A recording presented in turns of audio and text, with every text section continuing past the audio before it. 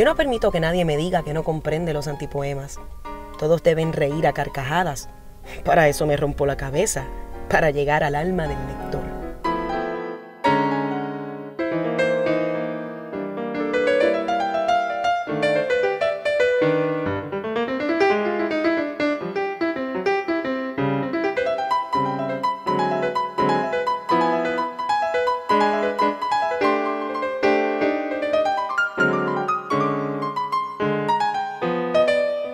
El concepto que yo he trabajado durante todos estos años es que Parra utiliza lo que podríamos llamar el pensamiento complejo.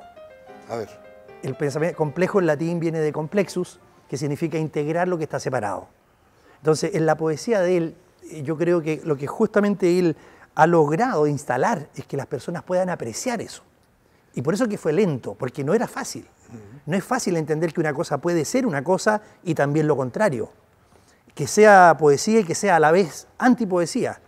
Que sea algo estético y a la vez algo antiestético, que tenga un placer de carácter filosófico y a la vez sea práctico. Uno hace una lectura literaria y hace una lectura concreta. Ese ejercicio es, yo creo, que lo que se demoró, y yo creo que finalmente la comunidad ya entendió y ya el juego de él pasó a ser parte de la experiencia comunitaria. ¿Alguno de tus versos favoritos de Parra? Todo es poesía, menos la poesía.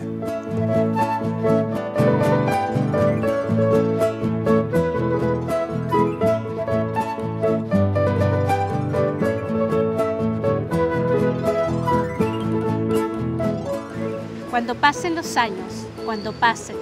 los años y el aire hayan cavado un foso entre tu alma y la mía.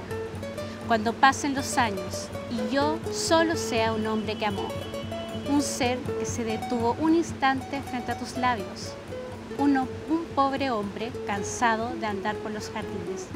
¿Dónde estarás tú? ¿Dónde estarás, oh hija de mis besos?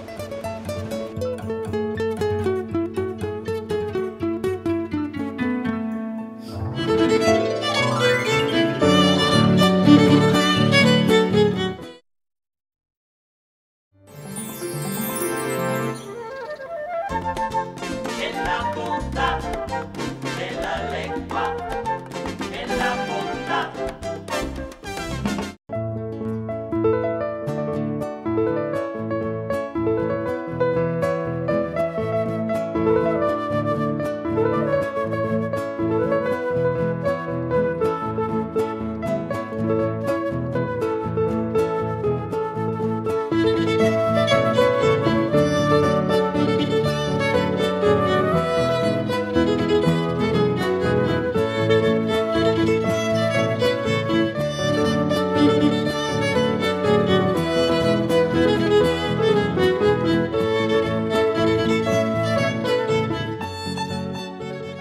Los antipoemas despojan al texto tradicional de lirismo, de metáforas, de aspiraciones interpretativas globales de la realidad.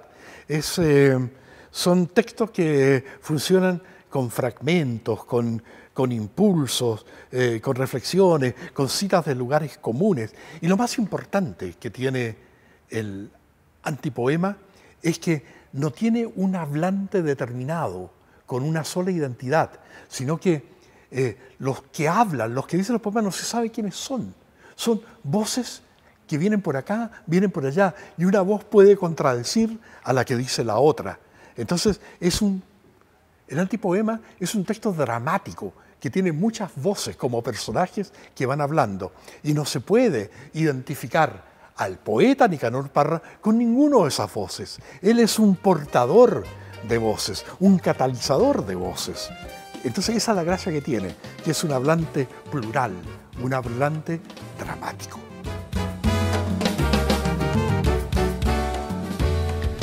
Según los doctores de la ley, este libro no debiera publicarse. La palabra arcoíris no aparece en él en ninguna parte, menos aún la palabra dolor, la palabra torcuato. Sillas y mesas sí que figuran a granel, ataúdes útiles de escritorio, lo que me llena de orgullo, porque a mi modo de ver, el cielo se está cayendo a pedazos. La obra de Parra es una actitud muy sabia en cualquier arte, que es tener distancia de las vacas sagradas, ¿no? Y en el caso de Parra, muy temprano comienza a cobrar distancia de la, vamos a decir, de la solemnidad del sentimentalismo de la poesía, ¿no? Quitarle solemnidad no implica hacerla liviana, hacerla intrascendente, todo lo contrario, es quitarle ese acartonamiento propio de estos grandes poetas hispanoamericanos.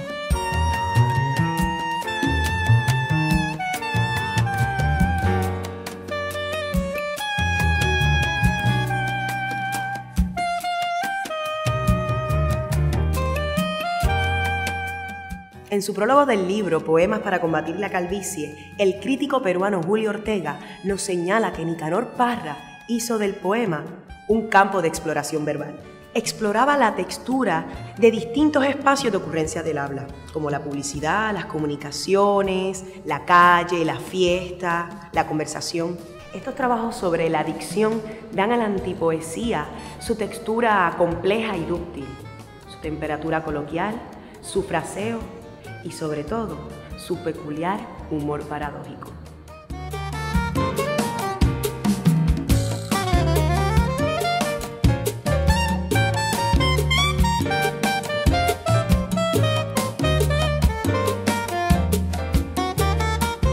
Parra recupera el habla de la gente, el habla de la poesía que no está para ser declamada, sino de la poesía que está para ser conversada, la poesía que está para ser hablada. Y en ese marco es que deberíamos empezar a aproximarnos a Nicanor Parra, uno de los autores más fascinantes y más iconoclastas de la poesía hispanoamericana.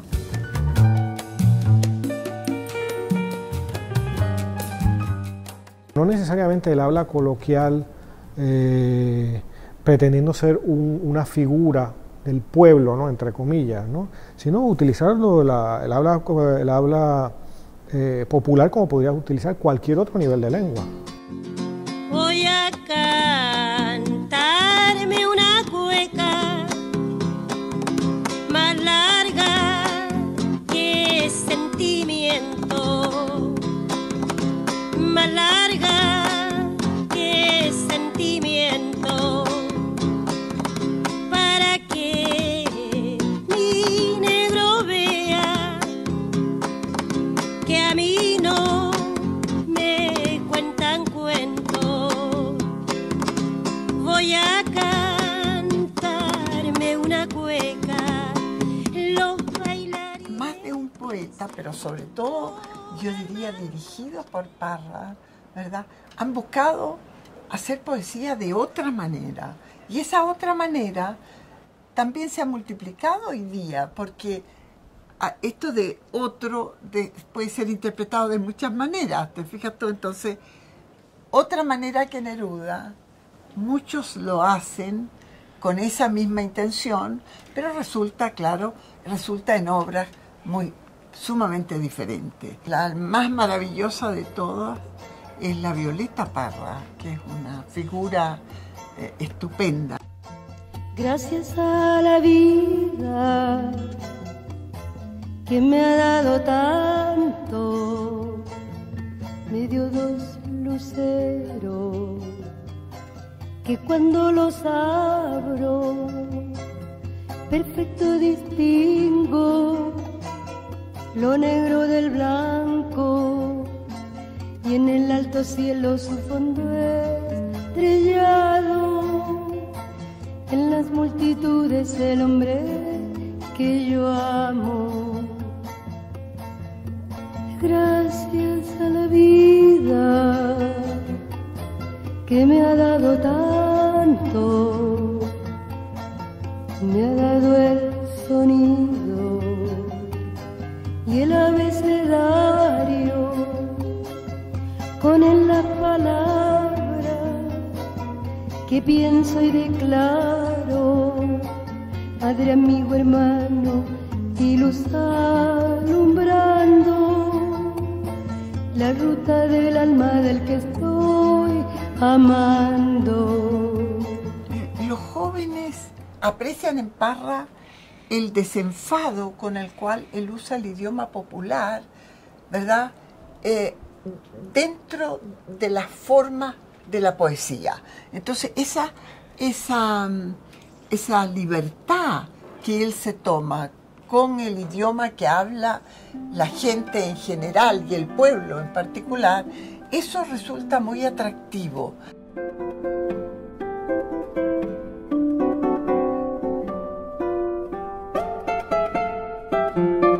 Comienza por una poesía que se parece mucho a los romances del siglo XIX y comienzos del XX. No sé si conoces una poesía de él que se llama La Víbora, que parece una expresión directa de sus amores con Stella Díaz Barín.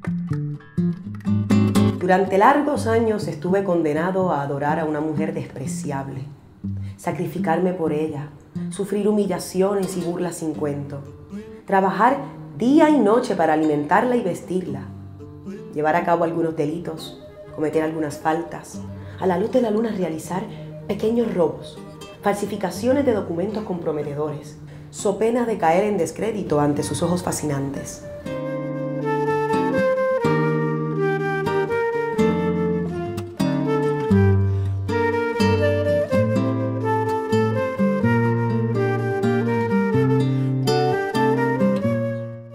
Se volvió él cada vez más intelectual en su expresión poética, menos sentimental, ¿verdad? Menos emotivo y mucho más, todo es mucho más producido en la etapa más tardía de la antipoesía, hasta que al final ha llegado, digamos, a las 2 o 3 líneas de ocurrencias que son casi parte de observaciones de la vida diaria, ¿verdad?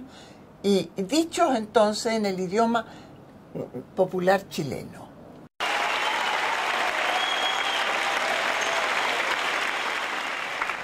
Yo no me caso con viuda, increíble pero cierto, por no ponerle la mano donde se la puso el muerto.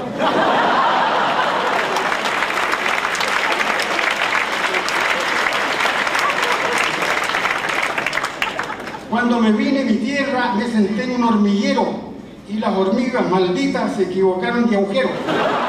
Cuando me vaya de aquí, 2 cruces voy a poner. Una para despedirme, la otra para volver.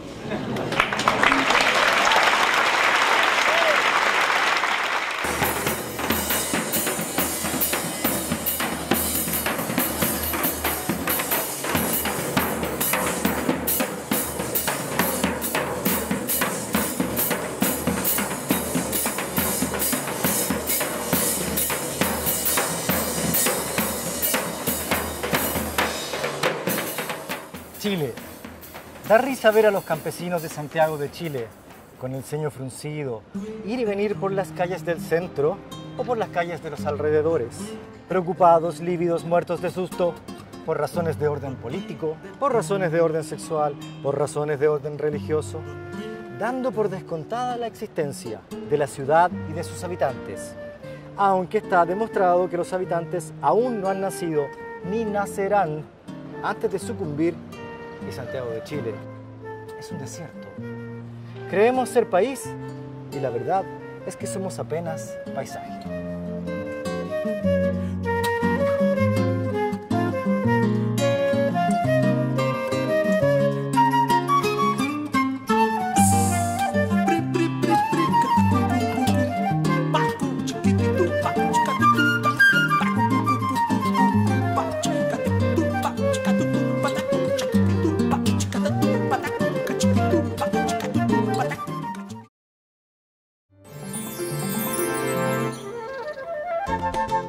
En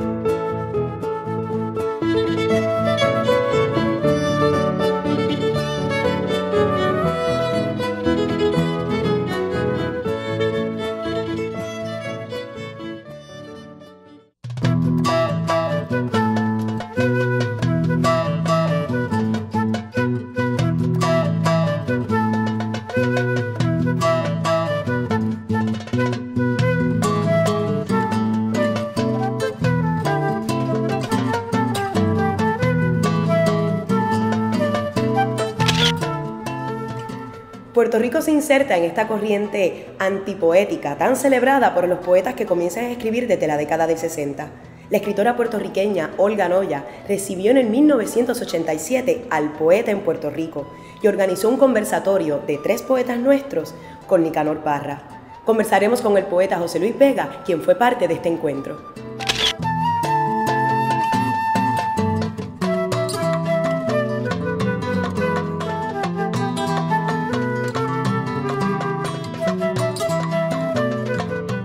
Yo recuerdo que en ese foro yo le hice una pregunta a Nicanor Parra, que es una pregunta dura, porque le dije que desde mi perspectiva él se había ido abismando hacia el silencio. Él rompió primero con la retórica tradicional, creó la retórica de los antipoemas y luego rompió con su propia retórica y comenzó a escribir o a dibujar o a componer estos poemas concretos que eran una especie de combinación de imágenes con alguna que otra palabra, y eso parecía pues ya que era como una renunciación a la poesía como palabra. Pero ya cuando había venido a Puerto Rico habían aparecido otros libros, había habido como un renacimiento del Parra poeta. Había publicado los poemas del Cristo de Elqui, había publicado Hojas de Parra, y ahí recobraba la voz.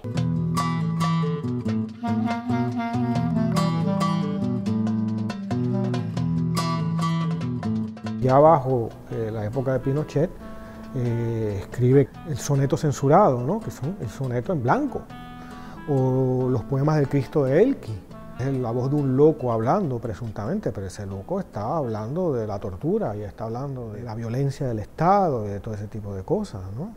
Pero el incorruptible Cristo de Elqui no puede tener otra razón de ser que la verdad. El general Ibáñez me perdone. En Chile no se respetan los derechos humanos.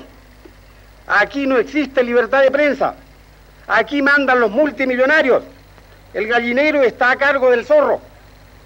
Claro que yo les voy a pedir que me digan en qué país se respetan los derechos humanos.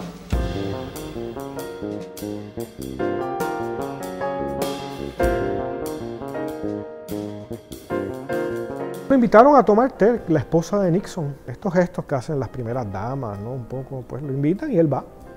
Creo que lo que alegó en la época es que él tenía curiosidad por ver cómo era la Casa Blanca por dentro, algo así, ¿no? Pero le costó varios dolores de cabeza, ¿no? Porque fue sumamente... Yo me acuerdo de gente en esa época, ¿no? Que me hablaba con este desprecio chileno, ¿no? Enorme de Parra.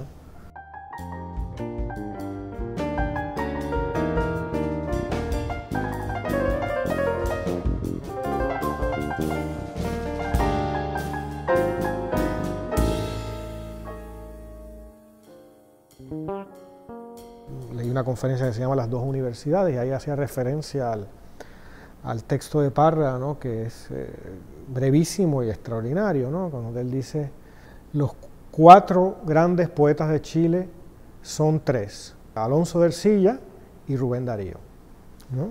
4 que son 3, que son 2, y ninguno de los 2 es chileno, ¿no? Alonso de Ercilla, que era español, y Rubén Darío, que era nicaragüense. En otras palabras, todos los buenos poetas del mundo pueden ser chilenos, o sea, pueden no serlo, da igual.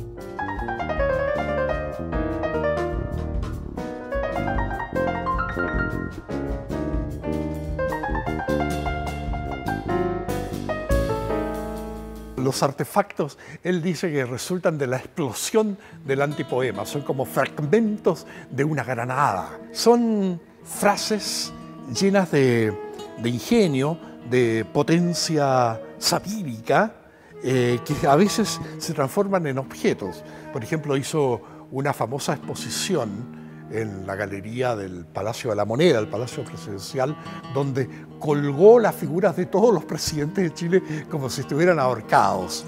También mezcla objetos cotidianos, mete, por ejemplo, un calcetín adentro de una olla. Es decir, son visiones como rústicas, pero al mismo tiempo con una imaginación casi surrealista. Trabaja con desechos a veces. restos de cosas que las va armando y las vas poniendo como objetos de una exposición. Y al cambiarlos de ubicación de la vida cotidiana al museo, a la galería, le da una dignidad y una gracia que no tiene cuando lo vemos en la vida cotidiana.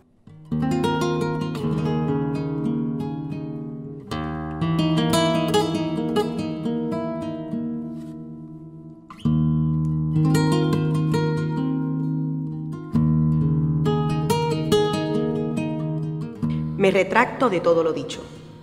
Antes de despedirme, tengo derecho a un último deseo, generoso lector. Quema este libro. No representa lo que quise decir, a pesar de que fue escrito con sangre, no representa lo que quise decir. Mi situación no puede ser más triste. Fui derrotado por mi propia sombra. Las palabras se vengaron de mí. Perdóname, lector, amistoso lector, que no me pueda despedir de ti con un abrazo fiel. Me despido de ti con una triste sonrisa forzada. Puede que yo no sea más que eso, pero oye mi última palabra. Me retracto de todo lo dicho. Con la mayor amargura del mundo, me retracto de todo lo que he dicho.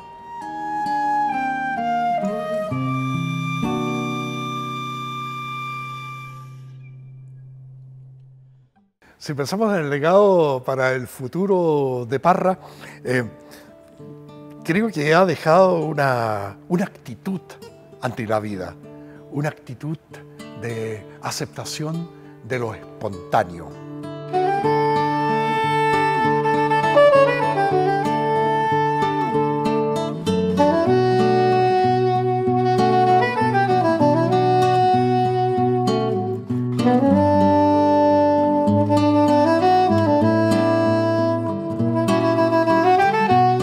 Todo lo que hay al alcance de la mano es materia de poesía, y que el lenguaje no tiene para qué ser artificioso, que el ingenio popular, lo que anda dando vueltas por las calles, basta tener buen oído para llevarlo a una lengua que lo exprese.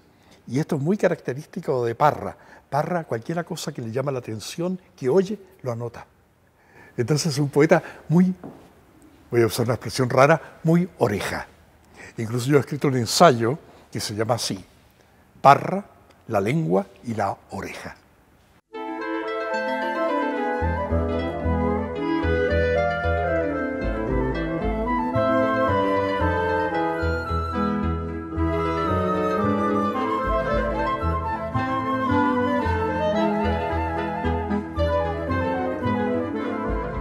El hombre imaginario vive en una mansión imaginaria, rodeada de árboles imaginarios, a la orilla de un río imaginario.